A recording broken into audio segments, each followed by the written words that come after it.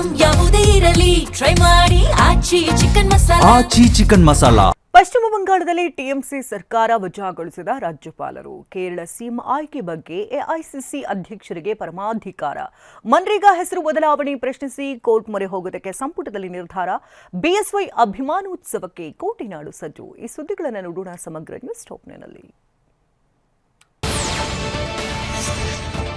ಪಶ್ಚಿಮ ಬಂಗಾಳದ ರಾಜಕೀಯ ಹಗ್ಗಜಗ್ಗಾಟಕ್ಕೆ ಅಂತಿಮವಾಗಿ ತೆರೆ ಬಿದ್ದಿದೆ. ಸಿಎಂ ಸ್ಥಾನಕ್ಕೆ ರಾಜೀನಾಮೆ ನೀಡಲು ಮಮತಾ ಬ್ಯಾನರ್ಜಿ ನಿರಾಕರಿಸಿದ ಬೆನ್ನಲ್ಲೇ ರಾಜ್ಯಪಾಲ ಆರ್ಎನ್ ರವಿ ನಿನ್ನೆ ಸಂಜೆ ರಾಜ್ಯ ವಿಧಾನಸಭೆಯನ್ನ ವಿಸರ್ಜಿಸಿ ಆದೇಶ ಹೊರಡಿಸಿದ್ದಾರೆ. ವಿಧಾನಸಭೆ ಅವಧಿ ನಿನ್ನೆಗೆ ಮುಕ್ತಾಯಗೊಂಡಿತ್ತು. ರಾಜಭವನ ಮೊನ್ನೆ ಹೊರಡಿಸಿದ್ದ ಪತ್ರವನ್ನ ನಿನ್ನೆ ಸಂಜೆ ಅಧಿಕೃತವಾಗಿ ಪ್ರಕಟಿಸಿದೆ. ಸಂವಿಧಾನದ 174ನೇ ವಿಧಿಯ ಅನ್ವಯ ತಮಗೆ ನೀಡಿರುವ ಅಧಿಕಾರವನ್ನ ಬಳಸಿ ರಾಜ್ಯಪಾಲರು ಮೇ 7ರಿಂದ ಜಾರಿಗೆ ಬರುವಂತೆ ಪಶ್ಚಿಮ ಬಂಗಾಳ ವಿಧಾನಸಭೆಯನ್ನ ವಿಸರ್ಜಿಸಿದ್ದಾರೆ. ಕೇರಳಂ ಕಾಂಗ್ರೆಸ್ ಶಾಸಕಾಂಗ ಪಕ್ಷದ ನೂತನ ನಾಯಕನ ಆಯ್ಕೆ ಅಧಿಕಾರವನ್ನ ಎಐಸಿಸಿ ಅಧ್ಯಕ್ಷರ ವಿವೇಚನೆಗೆ ಬಿಡುವ ನಿರ್ಣಯ ಕೈಗೊಳ್ಳಲಾಗಿದೆ. ಎಐಸಿಸಿ ವೀಕ್ಷಕರಾದ ಮುಕುಲ್ ವಾಸ್ನಿಕ್ ಮತ್ತು ಅಜಯ್ ಮಾಕನ್ ಕಾಂಗ್ರೆಸ್ ಶಾಸಕರೊಂದಿಗೆ ಸಭೆ ನಡೆಸಿ ಅಭಿಪ್ರಾಯ ಪಡೆದರು. ಸಭೆಯಲ್ಲಿ ಕೈಗೊಂಡ ನಿರ್ಣಯಗಳ ವರದಿಯನ್ನ ಹೈಕಮಾಂಡ್ಗೆ ನೀಡಲಾಗುತ್ತೆ. ಎಐಸಿಸಿ ಅಧ್ಯಕ್ಷರೇ ಕೇರಳ ಸಿಎಂ ಯಾರಾಗಬೇಕು ಅನ್ನೋ ನಿರ್ಧಾರ ಕೈಗೊಳ್ಳಲಿದ್ದಾರೆ ಅಂತ ಸಭೆ ಬಳಿಕ ಮುಕುಲ್ ವಾಸ್ನಿಕ್ ಸ್ಪಷ್ಟಪಡಿಸಿದ್ದಾರೆ. ಪಂಚರಾಜ್ಯ ಚುನಾವಣೆ ಮುಗಿತು. ಕ್ರಾಂತಿಯ ನಿರೀಕ್ಷೆಯಲ್ಲಿರುವ ಡಿಕೆ ಬಣ ಮೇ 15ಕ್ಕೆ ಬದಲಾವಣೆಯ ಗಾಳಿ ಬೀಸುತ್ತೆ ಅನ್ನೋ ನಿರೀಕ್ಷೆಯಲ್ಲಿದೆ. ಆದರೆ ಸದ್ಯ ಕೂಲ್ ಆಗಿರೋ ಸಿಎಂ ಮೈಸೂರಿನ ಮೈಲಾರಿ ಹೋಟೆಲ್ನಲ್ಲಿ ದೋಸೆ ಇಡ್ಲಿ ಸವಿದಿದ್ದಾರೆ. ಈ ಮಧ್ಯೆ ಮೈಸೂರಿಗೆ ಆಗಮಿಸಿದ್ದ ಆಪ್ತ ಮಾಜಿ ಸಚಿವ ಕೆಎನ್ ರಾಜಣ್ಣ ಸಿದ್ದರಾಮಯ್ಯರನ್ನ ಭೇಟಿ ಮಾಡಿ ಮಾತುಕತೆ ನಡೆಸಿದ್ದಾರೆ. ಬಳಿಕ ಮಾತಾಡಿದ ರಾಜಣ್ಣ ಸಿಎಂ ರೇಸ್ನಲ್ಲಿ 1 ಡಜನ್ ಇದ್ದಾರೆ ಅಂತ ಹೇಳೋ ಮೂಲಕ ಡಿಕೆ ಹೆಸರಿನ ಜೊತೆ ಹಲವು ಖರ್ಗೆ ಪರಂ ಹೆಸರನ್ನ ತೇಲಿ ಬಿಟ್ಟಿದ್ದಾರೆ.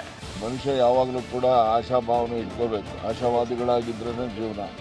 ಸೊ ಹಾಗಾಗಿ ಅವರು ಆಶಾಭಾವನೆ ಇಟ್ಕೊಳ್ಳೋದ್ರಲ್ಲಿ ತಪ್ಪೇನಿದೆ. ಏನು ಶಿವಕುಮಾರ್ ಅವರಿದ್ದಾರೆ, ಖರ್ಗೆ ಅವರಿದ್ದಾರೆ, ಪರಮೇಶ್ ಇದ್ದಾರೆ, ಭಾಳ ಜನ ಎಂ ಬಿ ಪಾಟೀಲ್ ಇದ್ದಾರೆ, ಎಚ್ ಕೆ ಪಾಟೀಲ್ ಇದ್ದಾರೆ. ಎಲ್ಲರೂ ಆಸ್ಪಿರೆಂಟ್ಸ್. ನಮ್ಮಲ್ಲಿ ಮುಖ್ಯಮಂತ್ರಿ ಆಗ್ತಕ್ಕಂಥವ್ರು 1 ಡಜನ್ ಇದ್ದಾರೆ. ಅಧ್ಯಕ್ಷರಿರೋದ್ರಿಂದ ಅವರು ಹೆಚ್ಚು ಆಸೆ ಪಡ್ತಾರೆ, ಪಡೋದ್ರಲ್ಲಿ ತಪ್ಪೇನಿಲ್ಲ. ಇದು ನಮ್ಮದು ರಾಷ್ಟ್ರೀಯ ಪಕ್ಷ. ರಾಷ್ಟ್ರೀಯ ಪಕ್ಷ ಯಾವುದೇ ಆದರೂ ಕೂಡ ಅದರಲ್ಲಿ ಅಂತಿಮ ನಿರ್ಣಯ ಹೈಕಮಾಂಡ್ನವ್ರದ್ದು.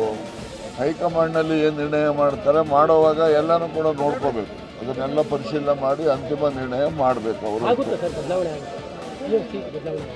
ನಾನು ಆಗುತ್ತೆ ಅಂತಲೂ ಹೇಳೋದಿಲ್ಲ, ಆಗೋದಿಲ್ಲ ಅಂತಲ್ಲ. ಅಂತಿಮ ನಿರ್ಣಯ ಹೈಕಮಾಂಡ್ನವ್ರು ಮಾಡಬೇಕು. ಆದಷ್ಟು ಜಾಗ್ರತೆ ಮಾಡಿ. ಎಂ ಬಿ ಪಾಟೀಲ್ ಮತ್ತು ರಾಮಲಿಂಗಾರೆಡ್ಡಿ ಏನೇ ಬದಲಾವಣೆ ಇದ್ರೂ ಹೈಕಮಾಂಡ್ ನಿರ್ಧಾರ ಎಂದಿದ್ದಾರೆ. ಹೈಕಮಾಂಡ್ ಕರೆದು ಹೋಗ್ಲೇಬೇಕಾಗ್ತದೆ. ಅದು ನನಗೆ ಗೊತ್ತಿಲ್ಲ. ನನಗೆ ಗೊತ್ತಿದೆ. ಸಿಎಂ ವಿಚಾರ ನಾನು ಕೇಳಬೇಡಿ. ಇದು ರೀಶಫಲ್ ಬಗ್ಗೆ ಕೇಳಿದ್ದೀನಿ. ಗೊಂದಲ ಆದರೂ ಬಗೆಹರಿಸಬೇಕಂತ ಹೈಕಮಾಂಡ್ ಮನವಿ ಮಾಡ್ತಾರೆ. ಮಾಡಬೇಕು. ಇವತ್ತೆಲ್ಲ ಗೊಂದಲ ಮುಂದಕ್ಕೆ ಇಟ್ಕೋಬಾರ್ದು. ಯಾಕೆಂದರೆ ನಮಗೆ ಇನ್ನು 2 ವರ್ಷಕ್ಕೆ ಎಲೆಕ್ಷನ್ ಬರುತ್ತೆ. ನಾವು ಕೂಡ ಬೇರೆ ಬೇರೆ ರಾಜ್ಯಗಳಲ್ಲಿ ಏನಾಗಿದೆ ಅಂತ ನಾವು ನೋಡ್ತಾ ಇದ್ದೀವಿ. ಮನ್ರೇಗಾ ಹೆಸರನ್ನ ವಿಬಿ ಜೀರಾಮ್ಜಿ ಎಂದು ಕೇಂದ್ರ ಸರ್ಕಾರ ಬದಲಿಸಿತ್ತು.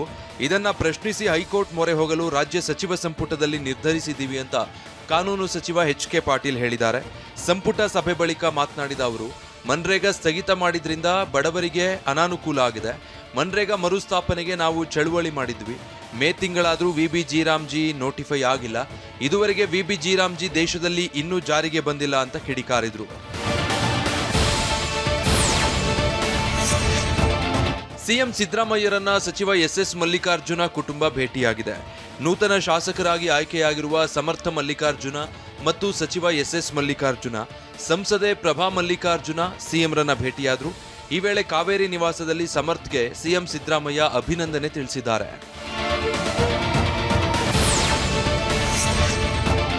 ಬೆಂಗಳೂರು ಉತ್ತರ ಪಾಲಿಕೆ ಕಚೇರಿ ನಿರ್ಮಾಣ ಮಾಡಬೇಕಿತ್ತು. 4-5 ಸಚಿವರು ಶಾಸಕರ ಅಭಿಪ್ರಾಯವನ್ನ ಕೇಳಿದ್ದೀವಿ ಅಂತ ಡಿಸಿಎಂ ಡಿಕೆ ಶಿವಕುಮಾರ್ ಹೇಳಿದ್ದಾರೆ.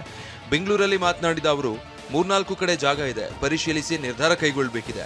ಆದರೆ ಜಿಕೆವಿಕೆಯಲ್ಲಿ ಪಾಲಿಕೆ ಕಚೇರಿ ಮಾಡಬೇಕೆಂಬ ತೀರ್ಮಾನ ಆಗಿಲ್ಲ ಅಂತ ಡಿಕೆ ಹೇಳಿದ್ರು.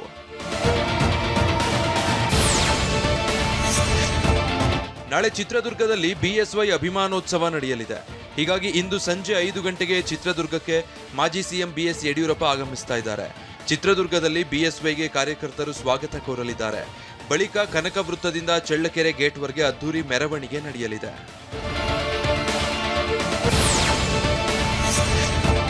ನಾಳೆ ಚಿತ್ರದುರ್ಗದಲ್ಲಿ ಯಡಿಯೂರಪ್ಪ ಅಭಿಮಾನೋತ್ಸವ ನಡೀತಾ ಇದ್ದು ತುಮಕೂರು ಜಿಲ್ಲೆಯಿಂದ 50,000 ಜನ ಭಾಗಿಯಾಗ್ತಿದ್ದಾರೆ ಅಂತ ಶಾಸಕ ಸುರೇಶ್ ಗೌಡ ಹೇಳಿದ್ದಾರೆ. 1,000 ಬಸ್ಗಳಲ್ಲಿ ಅಭಿಮಾನೋತ್ಸವಕ್ಕೆ ಜನ ಹೋಗ್ತಾರೆ. ಹೆಚ್ಚಿನ ಸಂಖ್ಯೆಯಲ್ಲಿ ಅಭಿಮಾನಿಗಳು ಭಾಗಿಯಾಗಿ ಯಶಸ್ವಿಗೊಳಿಸಲಿದ್ದಾರೆ. ಬಿಎಸ್ವೈ ಅಭಿಮಾನೋತ್ಸವದಲ್ಲಿ ಕೇಂದ್ರ ಸಚಿವ ಶಾ ಭಾಗಿಯಾಗಲಿದ್ದಾರೆ ಅಂತ ಹೇಳಿದ್ರು. ಮಗನಿಗಾಗಿ ತೊಟ್ಟಲು ಆರ್ಡರ್ ಮಾಡಿ ಕೊಟ್ಟಂತಹ ಡಾಲಿ ಧನಂಜಯ್. ಈ ಸುದ್ದಿಯನ್ನು ನೋಡೋಣ ಕರ್ನಾಟಕ ನ್ಯೂಸ್ ಟಾಪ್ನಲ್ಲಿ.